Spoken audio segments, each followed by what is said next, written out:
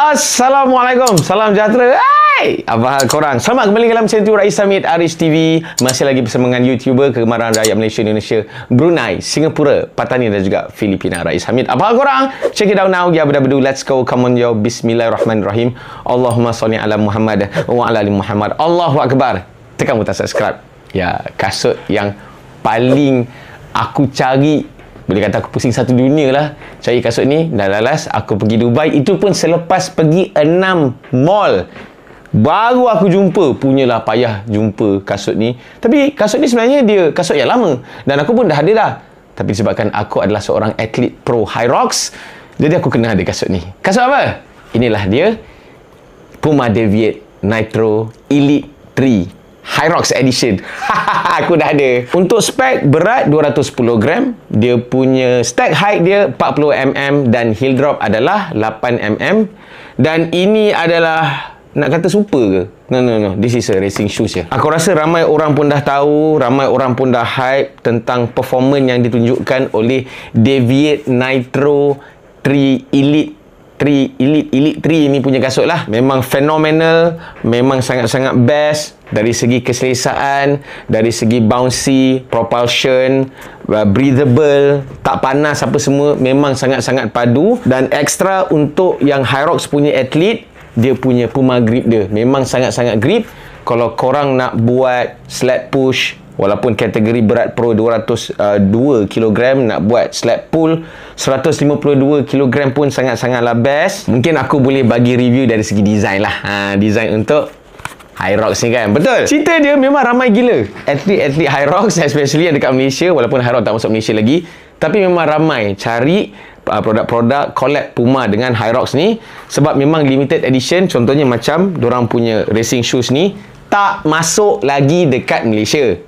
Tak masuk lagi. Korang hanya boleh jumpa kasut ni sebenarnya dekat event Hyrox saja. Dekat sana ada pop-up store untuk Puma. Itu pun limited edition. Kalau kau pergi lambat, memang saiz kau tak ada. Kalau dekat Puma store itself pun ada yang tak ada. Malaysia ni dengar cerita, aku tak tahu, ada orang dalam bagi tahulah, akan masuk start daripada bulan 6 ni lah, wallahualam. Tapi pengalaman aku dekat Dubai pun memang tak masuk pun dekat Puma Store Dubai. Yang masuk pun dekat kedai sukan yang third party. Dekat sana dia ada Go Sport. So Go Sport ni lah yang bawa masuk kasut. Itu pun aku pergi sampai 6 mall untuk cari saiz aku, sebab memang habis. Sebab bila orang luar pergi dekat situ, doakan cari dulu kasut ni lah, especially untuk Hyrox athlete. Okay guys, kita dah jumpa guys. Kita dah jumpa Kita dah jumpa guys. Bang, tunjuk sikit bang. Tunjuk sikit bang. Okey. Ni. Tepi dia. Okey, dah jumpa dah. Okey. Astagfirullahalazim. Nampak. Allahu Akbar. Nanti ada nak rupiah. Wih. Cantik. Okey. Ya Allah. Sayang, tolong saya. Macam korang tengok lah dekat sini kan. Dia punya colour. Ni hijau. Yang ni macam kelabu sikit. Lepas tu tali dia pun sebelah lain. Dekat dalam pun dia ada tulis Hyrox dekat sini. Lepas tu dekat sini dia tulis wow, sub 60 babe. Sub 60. Dia bagi semangat lah dekat aku nak habiskan Hyrox tu sub 60 kan. Dekat sini pun ada tulis sub 60.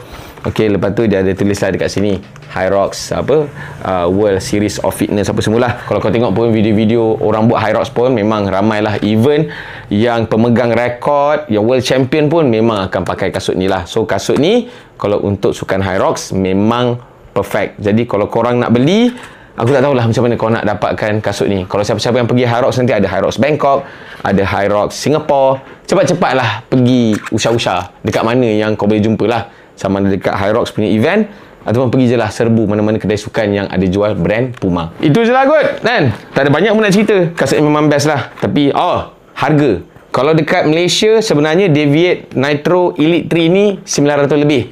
Tapi ni aku beli dekat Dubai lagi sekali. Nama je Dubai tapi harga macam Yahudi 1400 babe.